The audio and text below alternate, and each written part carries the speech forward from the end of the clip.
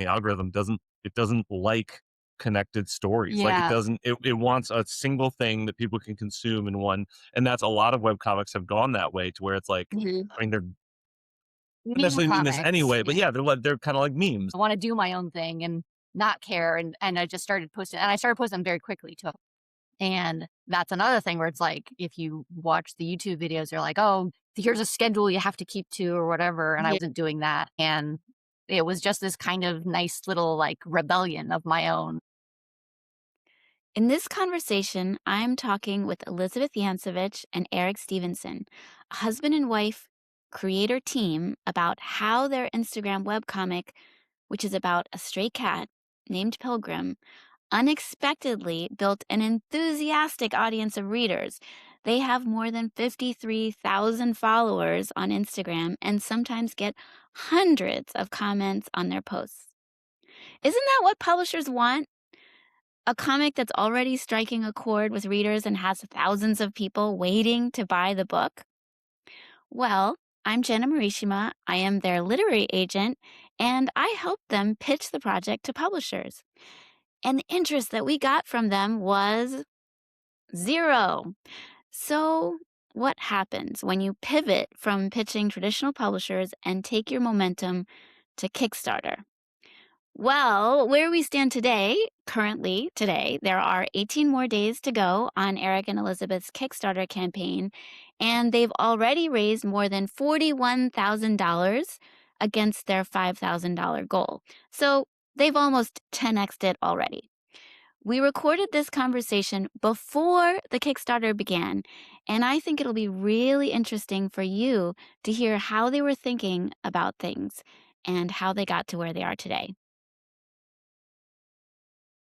Very excited to talk to you today, and I actually have a kind of a surprise question. It wasn't on the list of what I sent you, but what the question I wanted to start with was that I went on your Instagram and I looked at your most recent post and I saw that it had almost 12,000 likes and more than 350 comments and lots of people saying, "When is the book coming out? Is the book going to ship to Mexico? Is the book going to ship to UK? Like, when can I get it?" So tell me about the journey to getting to that post. And I don't care where you start or what you say, but like, I think just when Pilgrim the cat showed up, the feral cat showed up at our porch, it was just, I was in a bit of a funk with making comics. And I was just having a hard time getting motivated and wanting to like I had like a bunch of different projects that I wanted to do, but like I couldn't really get myself excited about any of them. And when she showed up, I just thought, oh, it'd be fun to make these little doodles about her.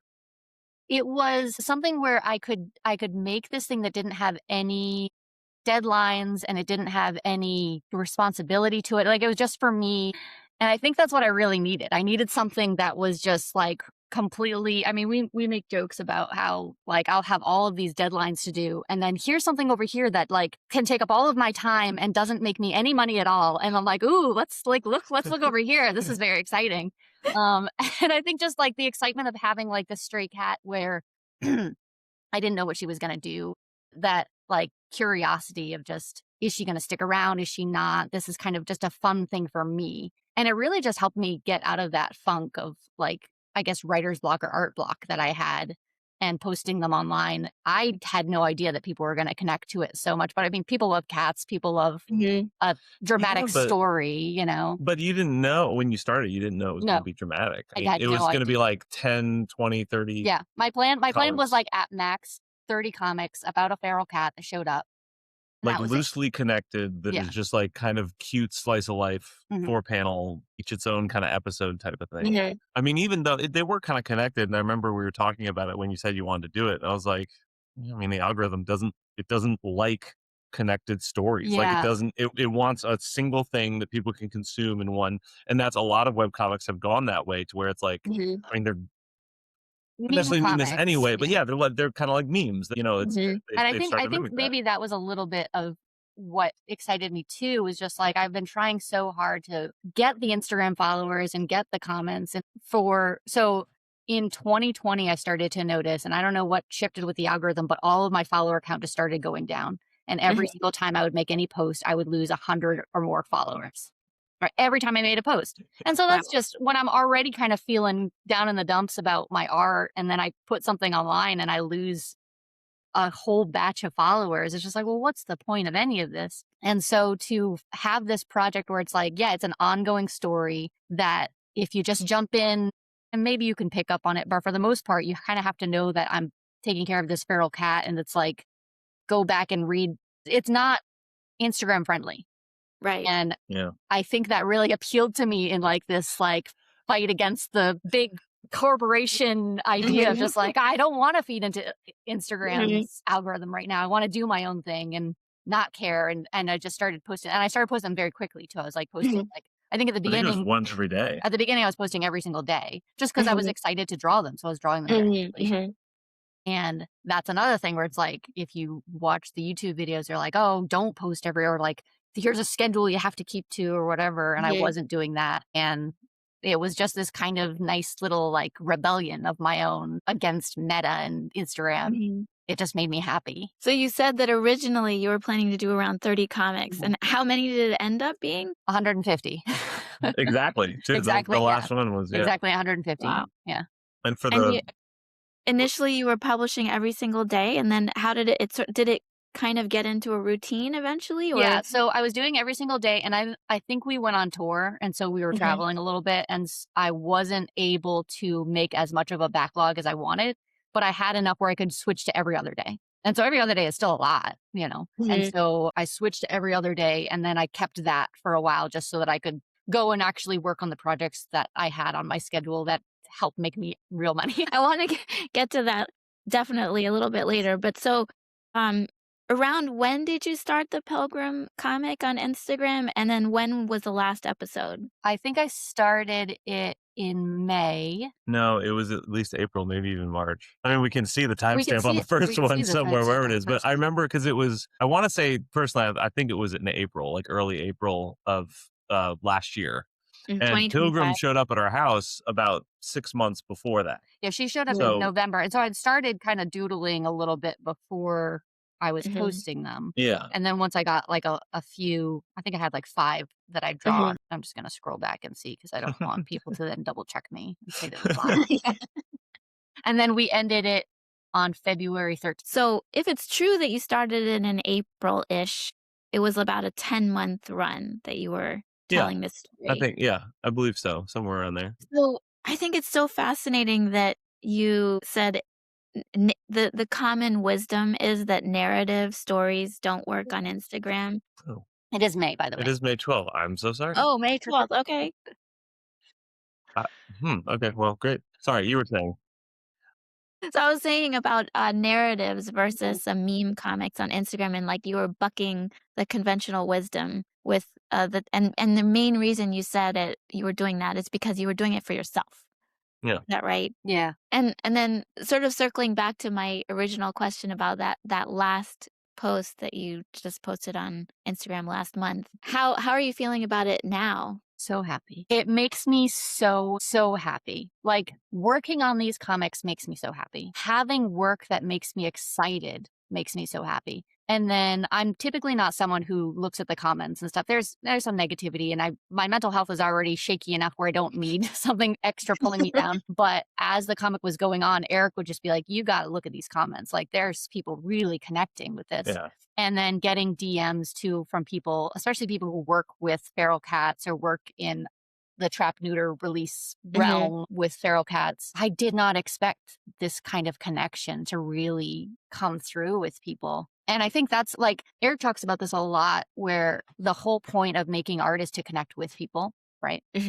Like if you're just making stuff in a vacuum, you're not like what's the point of expression? You're expressing yourself to see if anyone else relates to you and to see if anyone, will connect to what you do. And maybe they have something that will then connect to what you do. And I've met some really cool people through just this Pilgrim story who are also, either cat rescues or cat comics or even just people who like, there's a lot of talk of, there's talk about death and just like loss and grief and stuff, and people connecting about their lost loved ones through a little story about a cat, Oh, and like almost every single post is also there's like people who would post pictures of their cat that would Mhm. say like, "Oh, well, this is my Pilgrim. We've had him for 8 years. This is Mhm, my, this is mhm. my Pilgrim. This is, or I lost my cat earlier this year and they look just like, like people it weirdly became, They became a community in a way that I wasn't Mhm. expecting, and yeah, it was something that I didn't even realize that I needed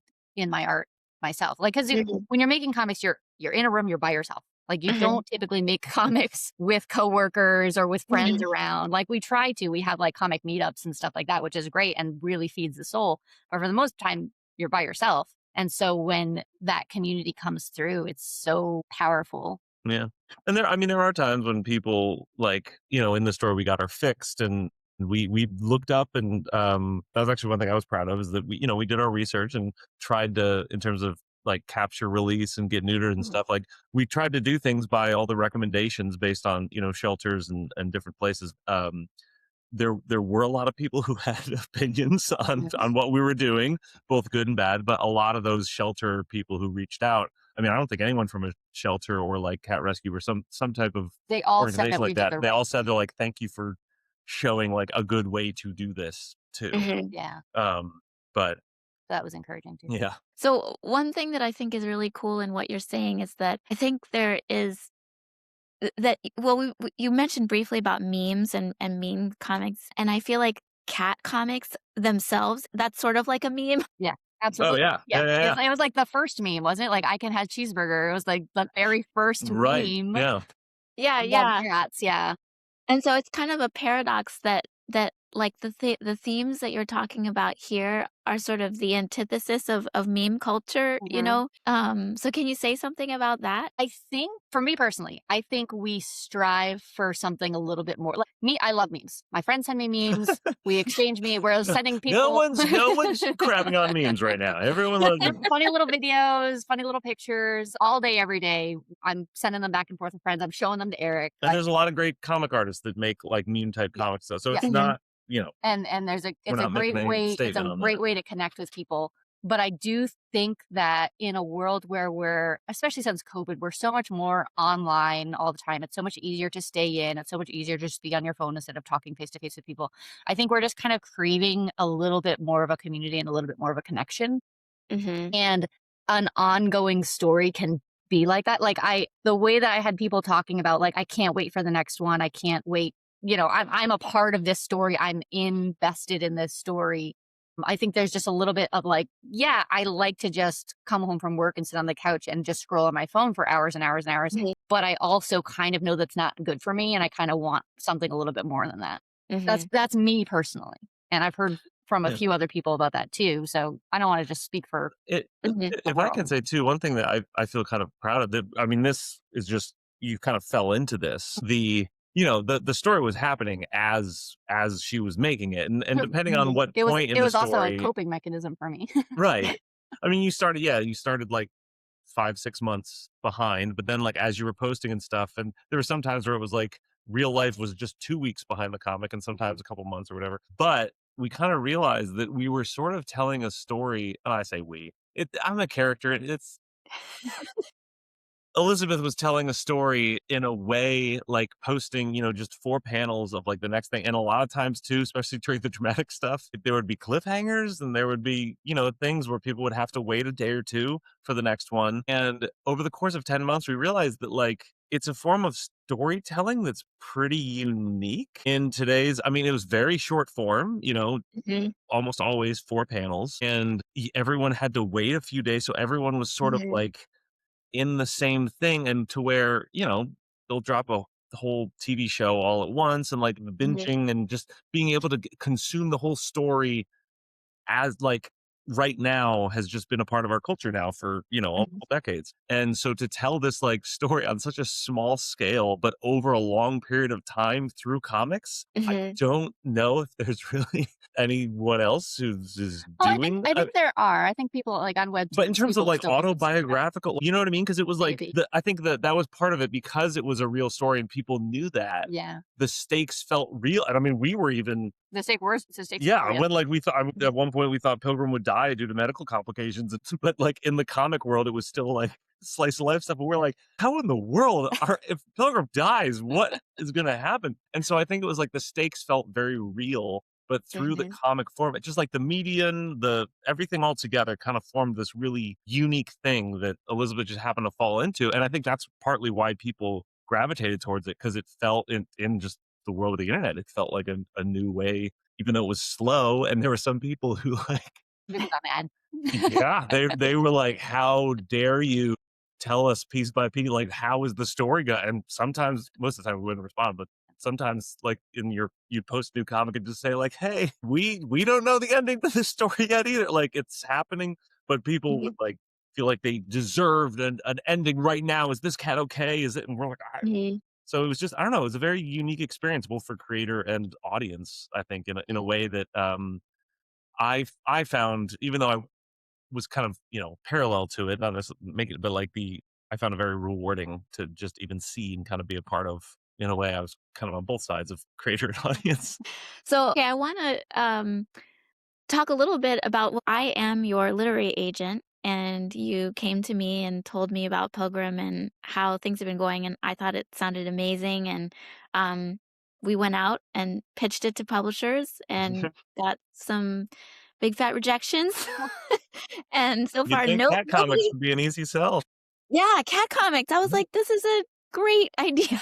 Yeah. But apparently, that's not what publishers think right now. Yeah. So you guys are going to do a Kickstarter. So I don't know if you want to talk, like pause for a moment and talk at all about pitching to publishers and like the frustrations or feelings you might have about that, or if you just want to talk about the Kickstarter. Just because I know that there's a lot of other people who are also pitching and trying to write up their pitches and dealing with the frustrations. It is frustrating. And I just want to acknowledge that and let people know that, like, yeah, it's hard even when you have what looks on Instagram a very successful comic. Sometimes you get a lot of rejections and it's frustrating. But for me, at least right now, this project is so exciting that it's not hurting me as much as it normally would. And I think that's an important lesson for myself right now, is to just have a project that I'm excited enough about where it's like, okay, I got the rejections. Let's pivot. How can we get this story published anyway? How can we do it self-publishing? Because we're getting so many people asking for a book, right? And so I want to get books into those people's hands. And I know there have been Kickstarter campaigns that have been so successful that they then get picked up by a publisher. So that's a possibility, which would be great. And if not, I'm still very proud of the work that I'm doing. So yeah, we've been a DIY band for the most part. We've had a few published things, but it seems like what we were talking about with the connections in the community, we get a lot more of that when we do the stuff ourselves right now. I also want to say too, just you're an amazing agent and you're so positive and you really helped us even like through the rejections. So my advice would be for people to get an agent that believes in them because it makes a huge difference. Yeah. And we've spoken with a lot of people who don't have that, or like feel like their agent or manager or whoever they're working with doesn't seem to like care. And I mean, it makes the rejections much more easy to take when you have a good team. Yeah. Well, you're actually making me think about something else I was working on this morning right before we got on this call, which is I'm organizing a panel at the Bologna Children's Book Fair called The Artist as Entrepreneur. And one of the reasons why I proposed this panel and why I am so excited about it and very passionate about it is because I feel like there is a tendency among a lot of artists to look for external validation. Like people feel like they're not really good enough until they've gotten that book deal or whatever it might be. Yeah. And I am such a firm believer in taking, having agency in your own creative career. And if you don't get that external validation, then just charge ahead and figure out the way to do it on your own. And I wanted to ask you, because you guys are just such wonderful examples of having always done that. And I feel like at some point in this interview, I should like zoom way back and ask you to talk about your whole everything you do and where it all started. But could you speak to that specifically about, like you said, you just decided to pivot and you're so excited about it. Is there something you can say about how it is that you are able to remain so constructive, when it is so hard for a lot of people? I mean, there's a couple. I know Eric's laughing because he calls it a mental disability. Yeah. There's something about your brain sometimes where it's just like, I have to create. Maybe it's a ADHD. I've got to be moving all the time and working with my hands. And so there's a little bit of that, I think. And you got to take care of yourself physically and emotionally and mentally. Like, I mean, you talked about going for walks. You got to go for walks. You got to go out and talk to people. You got to keep your base level, try to take care of yourself in a good way. And then your work will be an extra on top of that, Right. Well, people always kind of, especially with artists, and they always talk about like hustle culture and like, yeah, you got it. You can do everything yourself. But it's like, we've done that. And it's a lot better when you also like don't do it all the time and find that balance and keep your we've been able to like be artists full time, but there's still a lot of stuff that I know I could do that I'm just not good. Like marketing in general is just kind of, I don't quite get it outside of putting things through our own avenues. And I know those some other musicians and artists who can do it really well. And it's, I don't know, you have to like find that balance of what you're able to do. and avoid burnout as much as you can Yeah. too, and try to take care of yourself. I'd say work as far as like art stuff, work on stuff that gets you excited. Yeah. Don't And do what you think other people want you to do. that's a big thing. Because Like you'll just be miserable. I've definitely, because I've done like conventions and stuff where it's like, okay, I've got like this table, I have to fill it with things that will sell. What's going to sell? What should I make that will sell? And then those things never are the things that sell, like it's, if you can do stuff where you can pour your passion and your love into your creativity, people will see that. People will see through that and be like, okay, this is what's you're excited about. And so then I'm going to be excited about it too. And then maybe I'll spend money on it and buy the print or the book or the stickers or whatever the things are. But if I'm just like, oh, people are really into this pop culture thing right now, so I'll do that, it hardly ever works out for me personally. It also, it's like, there's no guarantee that anything you do will get any attention. So if you are able to do what you want to do or try to, and I know there are some times where you play the game or whatever, and every artist has to figure out where their line is with that. But if you make a comic or something and it, like if Pilgrim, if it went nowhere and it really did not get much traction online, I know Elizabeth still would have been like, I'm so happy I did that. And that is a feeling that you can't buy with any amount of money. And so it's just that like kind of self-respect and joy. And also one thing I've been thinking of too with just art in general is that like oftentimes I feel like there's this like, oh, if I get published or if I get a record deal or if I make it, then all my problems are solved. But it's like you do that and then you like, well, what's the reward? You're still there. Well, the reward is you still do the thing. Yeah. And so it's like, if you're making the comic, if you're making the art, whatever that is, if you're doing that, even if you get successful, it's so you can do that more, but you're already able to do it now. And it's like, what's the point? The point is to do it more. So if you can do it now, that just like, it's kind of basically focusing on the present and realizing that you need to, the most satisfying thing you can do is like work on the art. And yeah, there are all sorts of like things and, tips online and ways you can be an entrepreneur and all that. But like, I feel like most artists, their minds are more towards the creative, not the business end of things. And there's plenty of things that can help with the business end of things. But if your mind isn't satisfied with the creative process of what you're doing, it's that business end is going to be far more miserable than if it's something you believe in. Yeah. Interesting. I guess with the two of you, the thing that I think I already used the word paradox, but I feel like it is a bit of a paradox, is that I generally recommend to creators, one of the first questions that comes into my head when I'm talking to an artist that, is new to me is often like, how are they making a living? Oh, yeah. Because No, same. I'm always terrified for them that they're like, I'm going to get an agent, so I'm going to quit my job. Yeah. And even a lot of the people that I represent have day jobs still, even with book deals and with maybe even multiple books that have been published. But you guys don't. You are completely supporting yourself from your creative work. Yeah. And you said that you prioritize your creative work, and yet you do have to pay, health insurance and groceries and, housing and all of that stuff. So how do you manage So a couple of things. First, we live very meekly. So like just like one thing that we talk Yeah, just about. budgeting. Yeah, we talk about we're a lot with purposefully like poor. with young artists is we ask when people ask for advice from us, we ask them, well, what are you willing to sacrifice? Because if you're not willing to sacrifice some things, then maybe you do have to keep your day job. But if you're willing to sacrifice, like eating out more often or getting takeout or the more expensive groceries or the nicer place to stay, like there's certain things, and you get to the point where you're just like, okay, here I am. I'm not going to sacrifice this. Like for me, it was like, I want cats. So we're going to have like, we're going to work hard so that our cats have good lives. So there's that.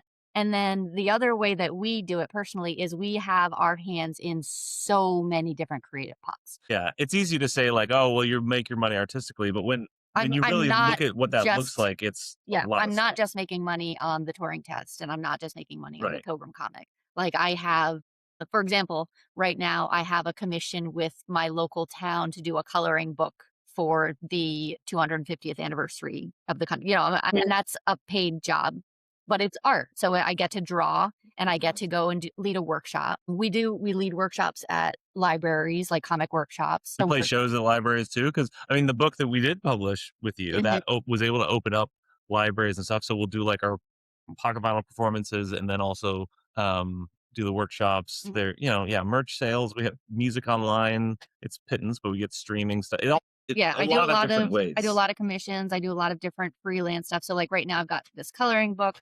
I've got a school workbook that I'm working on. I've got a children's book that on Patreon. We're on Patreon. So we have like for me at the moment, I've got like at least a dozen jobs that I'm all working on. And then I've got Pilgrim I will be making us money through Kickstarter, but for the entire life of the Pilgrim story was making me nothing. But that's the thing I was most excited about. So it's almost like my day job is all of these other freelance. It's still all art. So I like figured out how I can still pay my rent, pay my grocery bill, pay my electric and all that stuff through art. But it's a lot of like, budgeting, looking at. It's a feast or famine kind of thing. Because there have been some times where it's like, I don't know if we're going to make rent.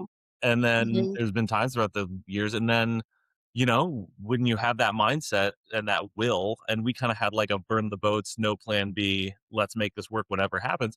We always were able to figure it out somehow. Sometimes it's a lot of luck yeah. sometimes. And I don't want to pretend that that's not the case. Because it's very easy to sit here and just be like, oh, it's so easy to be an artist and sacrifice. It's like, no, like we have like a lot of people have helped us. Like the reason I have this coloring book job right now is because I joined a knitting group at the library, and someone there saw something that I did and told someone else, and that's how I got a job that will pay our rent for a couple of months. So it's stuff like that where it's just like.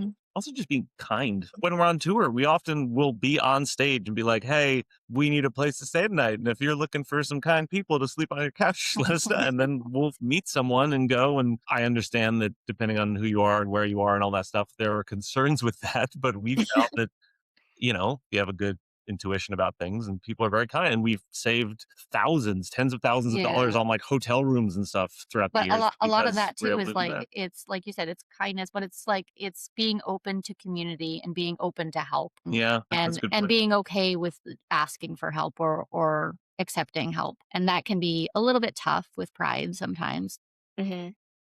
But like I said earlier about like making art is all about like connecting with people, and it all goes around. It's all kind of connecting, Okay, so you mentioned asking for help. So that's a great segue to talk about your Kickstarter specifically. Oh, yeah. So I thought it would be cool for us to kind of get into the nitty gritty of how you planned this. So I feel like you made the decision.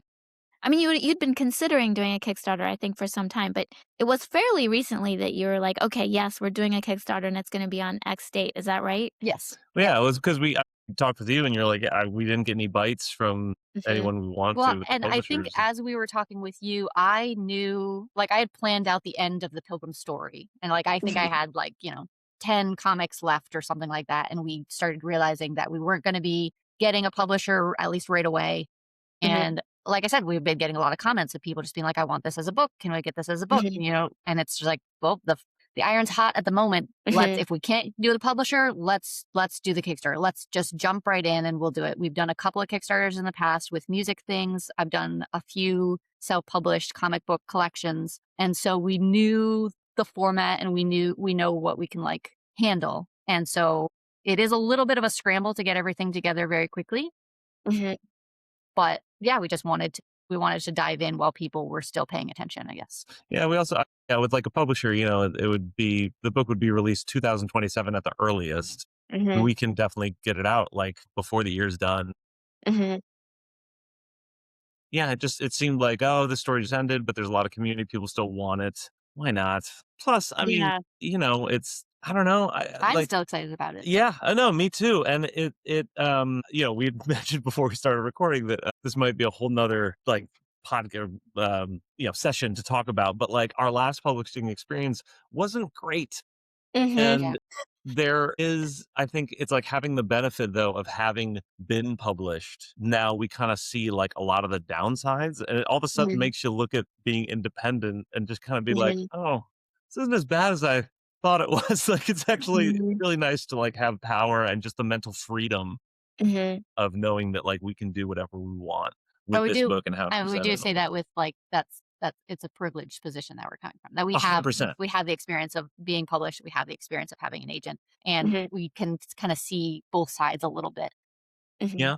But it also, comes from over a decade of working in the Yeah. arts and working and making Mhm. connection. Like because we knew Matt, who knew you, who And I'm still like very much like, I mean, we were talking yesterday of just like, oh, like I don't want to be published unless it's this publisher. Ooh, what is this publisher? Oh, there's still, yeah. I know it's easy to say that but if you get like a good deal or whatever, Yeah. then it's Yeah. which is not wrong either. Frankly, there is a part of me that even though it is nice that we can be our own like entrepreneur and stuff. Like I would love it if someone else came in and helped with certain things that I just like you don't want to do. And I think it's a prickly subject, Mhm. especially among artists. But like I think there is something to be said about it's just to be a good artist. Sometimes that those it's same hard skills to, yeah. don't make you good at business. Mhm. And I Mhm. think there will always be publishers or record labels or galleries or like there will always be people who can help artists along. Like that's never going to go away because so many artists just have trouble sometimes organizing the business side of things. And that's not I Mhm. don't think that's wrong, but I think there's something to be said about like, yeah, you can do everything yourself, but sometimes it's at the cost of the art Mhm. itself, which Yeah. I mean, even in our partnership, like I'm doing the actual drawing of all of these projects, whereas Eric is the one who's balancing the checkbooks and taking Mhm. care of that part of it. So yeah, but I mean, whatever. You find with whoever you're working with, you find the balance of what person does what. So given that you have self-published before, you have done some Kickstarters before, you have the benefit of past experience. What is it with this Kickstarter that you're like, "Ooh, this time we're gonna do XYZ. We're gonna like" how are you taking it up a step? well, I am very excited to try to work with a better quality of book. So the Hmm. Mhm. paper quality, cover quality, like all that kind of stuff. We've been talking to a couple different other comic artists who've been self-published and getting sample packs from different self-published companies. And so that I'm just like this, I'm excited about this project. I want to put good work into creating a physical product that I'm very excited about. Mhm. Nice cover. We're not going to do it, not right now. But we even talked about doing a hardcover for a little bit too. We're just like, Mhm. ooh, that would be like really fancy. So there's that. We're doing a lot more to gear up to the Kickstarter too. Hmm. And so like I know that we're going to be posting this while the Kickstarter is going, but we are recording it before it started. And I'm currently working on some new Pilgrim comics that I'm going to be sharing, like gearing up and being like, okay, like Kickstarter's coming and then here it is and stuff like that. Mhm. We're doing this interview. We have a whole bunch of other events and interviews. We're doing like this digital tour that you initially helped us Yeah, through I learn believe the about. same series. I learned Mhm. about it from Ryan Clayton. Mhm. I think it's a brilliant idea, and we're kind of in the middle of doing that, of like a digital tour where every day you appear on some podcast, live stream, blog Mhm. post, something. Yeah, and so it's trying to do that as a way to just get the word out there on a budget Mhm. where We're trying to avoid, or we are avoiding yeah, spending money on Meta. And any so meta we're just ads or Mhm. like, anything. for one thing, it's an evil corporation. You have to use it. We all hate it. Whatever. It is what it Sure. is. And for years, we were like pouring money into advertisements for it Yeah. and seeing very little like Mm, response, and then the most response we ever got was just me making comics and posting them. And that's like the best feedback we've ever received. So we're just like, okay, how can we then use Instagram as a tool where we're not actively giving them money or Facebook, but making more connections and maybe using money that we would have used for advertisements and then giving it to artists or giving it mhm, to someone that will advertise for us in a way. And so we're still working on doing stuff like that and like trying to mhm. use our resources in a smart way And our community in a and our smart way too. community. Like, I mean, again, That it's all that tentative, but it's all like doesn't we're reaching that out isn't to. taking advantage of people, but is like putting back into the Mhm. art and cat communities. Yeah. Yeah, I love the idea of a win-win. Mhm. How can you come up with a sort of flywheel that where everything's connected to everything else, and as you do it, it just makes everything better. Yeah. Yeah, and it's tough because it's tough to try to find the balance of, like, approaching someone, especially in that way, whether it's other comic artists or cat shelters who, like, we've been in touch Mhm, with some of them trying to figure out how to do that in a way that's like, "Hey, we wanna advertise our thing, but how can we do something that also helps Benefits you, you?" yeah. And I feel mhm. like a lot of times artists don't. I mean, I certainly have been guilty of this where, like, you reach out to, like, someone and you're like, "Hey, could you post about my thing, or could you" Mhm, mhm, and it's like, you're basically just saying like, "Hey, could you help me out?" And I mhm, think it's, in the community aspect, it's not that it always has to be a give and receive, but like, especially when it's someone else's business or someone else's comic followers or a shelter, a charity thing, it's you need to figure out like, well, how will this benefit each other and try to approach someone with that. And again, to be fair, like as of this recording, we're still fine tuning how exactly that works. So yeah, we'll see how that pans out. But at the very least, it's fun and it feels like we're like trying to figure that out and working with those people, whether or not it works or not. It's fun to try it, and it Mhm. feels mhm. beneficial to all of us just to, I don't know, be in that world and be like, yeah, hopefully we can help some shelters and also get some more people on the Kickstarter. Are there any specific ideas that you're kicking around for in terms of ways that you can help the shelters? So, yeah, so we're thinking about doing like a see if they would like be willing to do like a kind of a live stream or an interview type thing. And we would talk about, so one thing that we mentioned before is a lot of these like, so it's TNR, trap, neuter, release organizations have reached out and said that what we did was the right thing. And they wish that more people knew about it.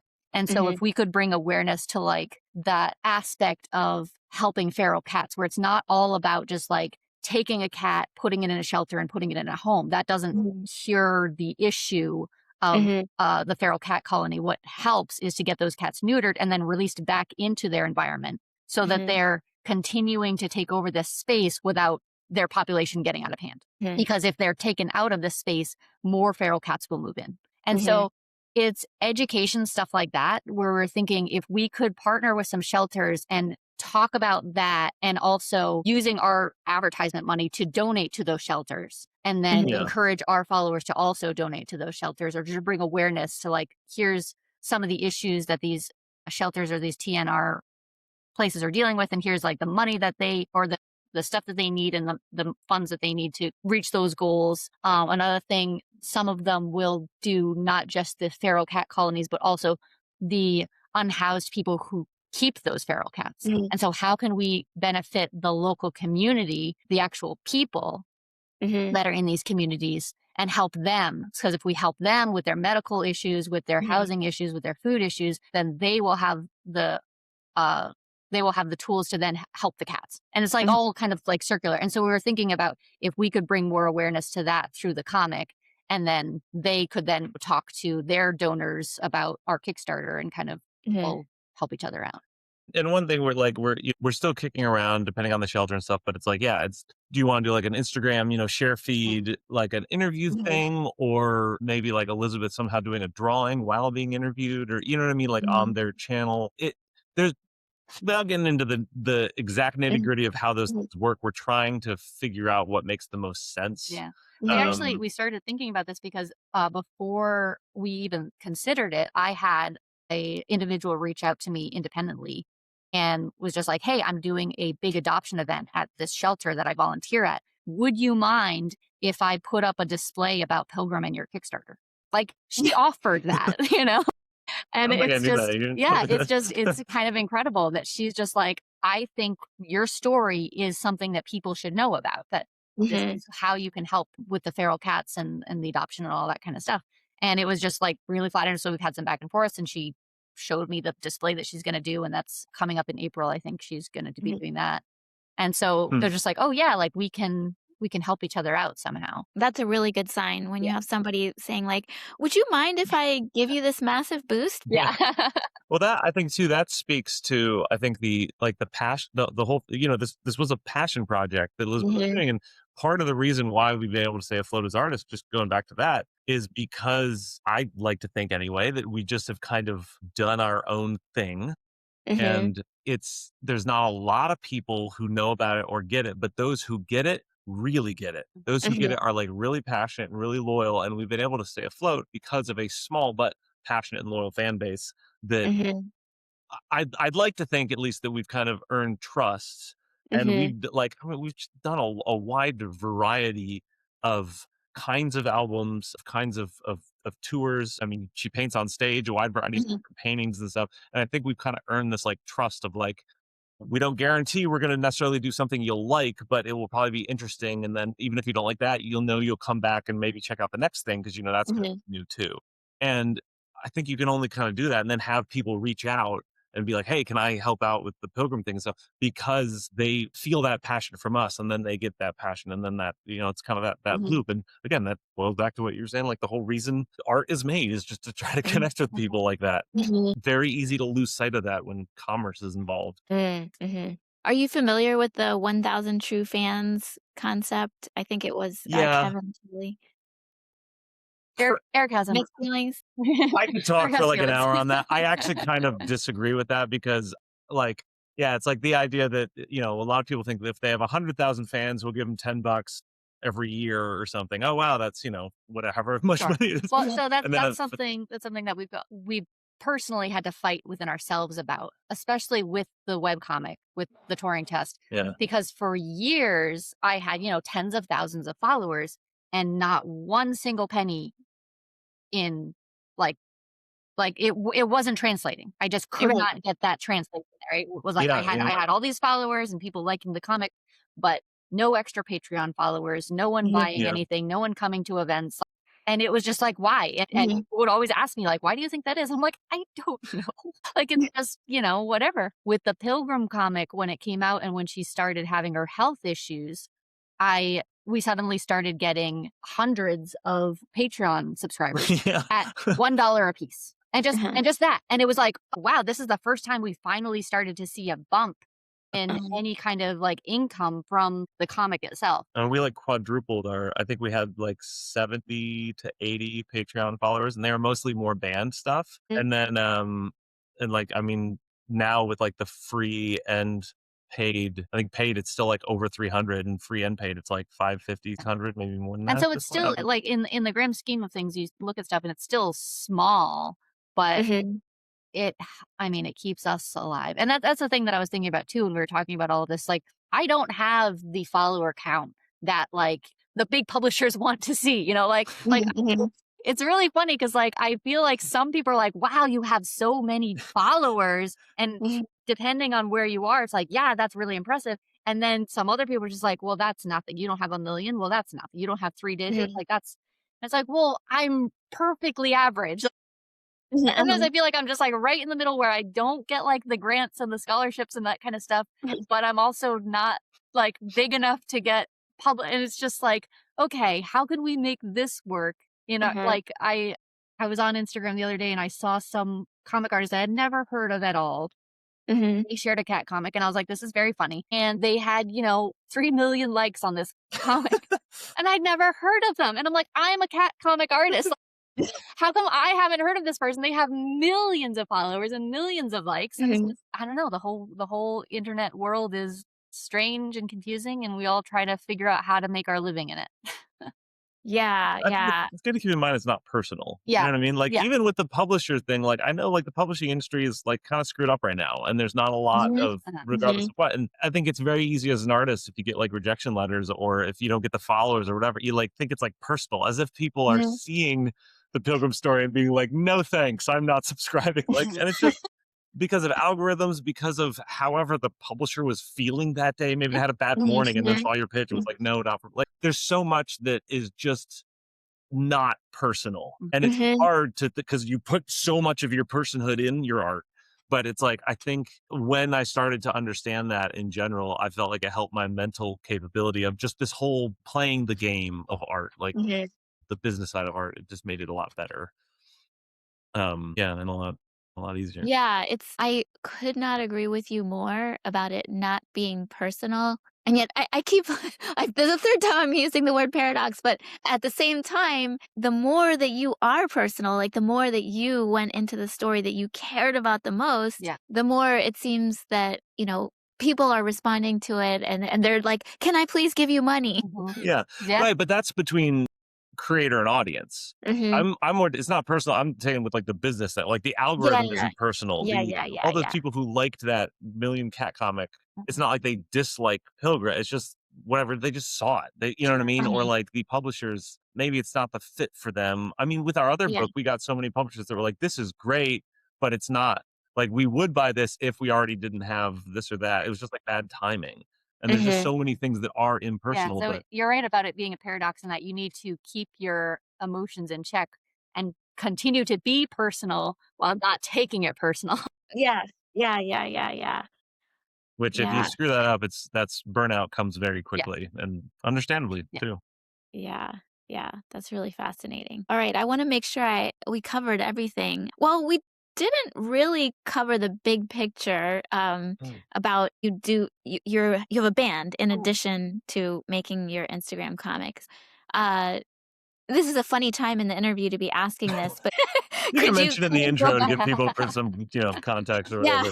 So now we're going to go back to the very beginning. So can you talk about kind of in general terms, like how you started working together and what you do as a team? Yeah, sure. Eric has always been into music, and so he started a band and wanted to go on tour. We started dating and I wanted to go along. I'm not musical at all, and so I suggested that I do some live painting on stage. And we were familiar with some bands that had done things like that, so we were just like, and why so not? We decided to, give it a try, went out on tour, made money, which we were surprised about. Yeah. Very small, but enough to cover the gas costs of the tour.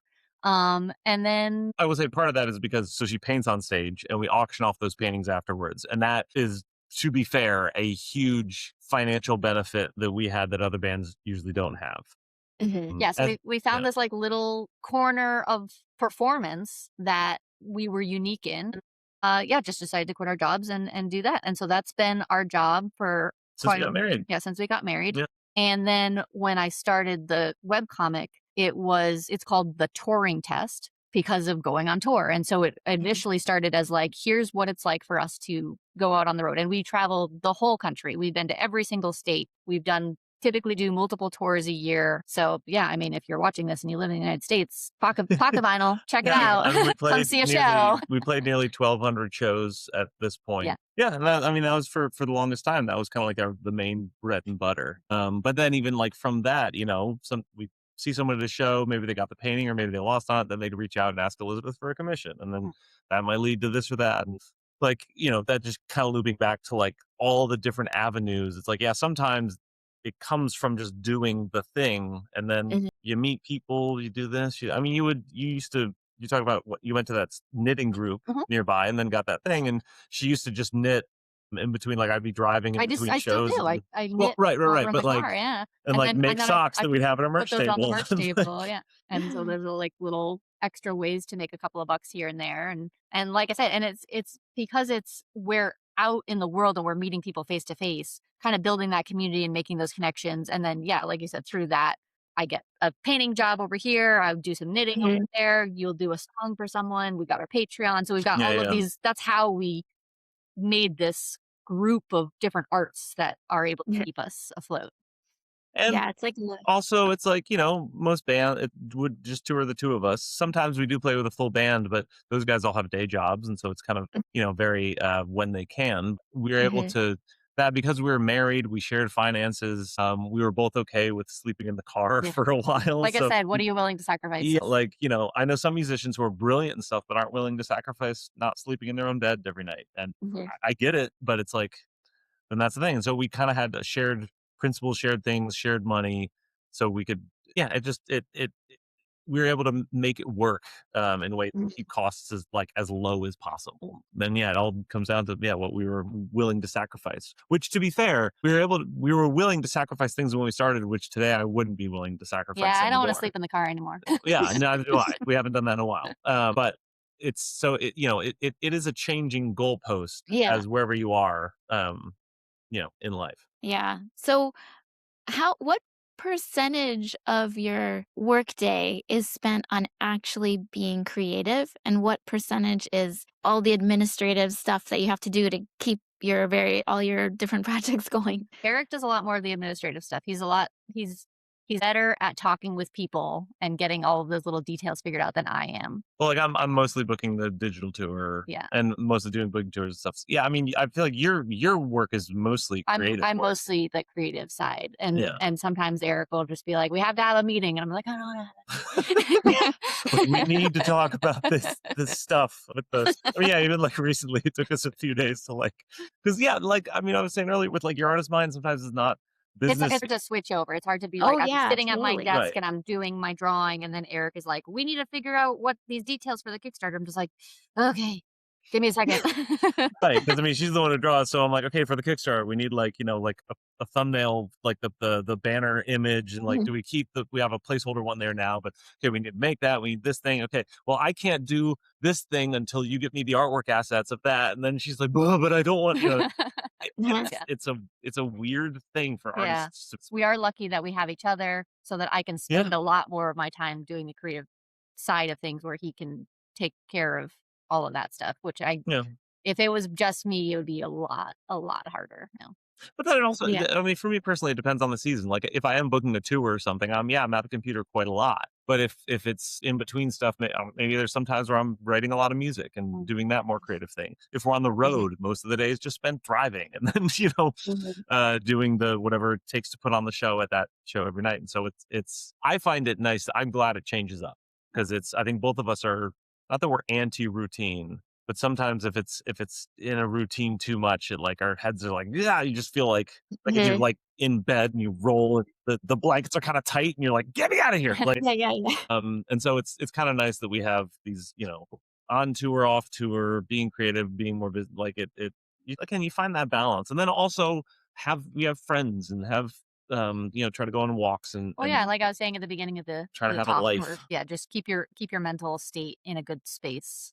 Yeah, because also too, if it gets to a certain point and if you don't have a life, then you don't have anything to draw on artistically. I know this is a big, especially with comedians. I hear this is like a big thing with stand-up comedians. They're making jokes about being in the airport because that's all they're doing. Yeah, right, yeah, and it's like you need to have a life to draw stuff off of. I mean, that was the whole Pilgrim thing. It was we had 2 cats. We didn't need another cat. I didn't want we see strays sometimes around, but this one just kind of started hanging around, and it's like, well, I don't know. No, but we didn't. She's an interesting story. Yeah, and then it just we were living life because of this thing. We had no intention of it in being involved in our artistic life at all. And then I don't know. Now she sits on our lap. So it's Well, I feel like this is a good note to end, I guess, about where people can find you, find out about the Kickstarter, and like everything you want to tell people about how to connect. Okay. So we're on pretty much almost every social media platform. We're on Instagram, Facebook, Blue Sky. Yeah. If you TikTok. can remember the touring test, TOURING, the touring test, or Pocket Vinyl. I'm sure we're posting about the Kickstarter. I'm sure if you go to Kickstarter and just search like Pilgrim comic, it'll probably pop up. But yeah, I don't know. There's so many things. Yeah. We made a movie once. We have like a whole bunch of albums. We at least have 2 self-published. And we didn't even talk about the graphic novel she made. There's 300 pages of how we broke a world record by playing a show in every state in the fastest amount of time. There are too many things for anyone to reasonably check out. It's just, I don't know. Remember Pocket Vinyl, remember the touring test. You'll find it. Check out the Kickstarter. But the Google Kickstarter Pilgrim link. comic, you probably find it. Well, what is the Kickstarter link? Kickstarter link. What is the link? Is it if Kickstarter.com and then Well, I search? know we're definitely going to put it in the info below this video because Yes, we're going we to will send put it it on to the. you. I mean, yeah, it's Kickstarter.com / I don't know off the top of my head. It's very easy to find, though. Yeah, it's just below the video, I'm sure. I could. I'll see if I We have- will make sure that link is prominent. Yeah. All right. Well, Oh, here I we think go. I'll Wait, did you find it? I think so. I think so. Just you tighten this up and edit it. We don't need to. Yeah. It's all. I just dropped my phone. Yeah. All right, got it. Again, being professional is the main. This is how we stay afloat as artists. Is we're professional, we know all this stuff, and we're on top of it. And if you're not, everything falls apart real quick.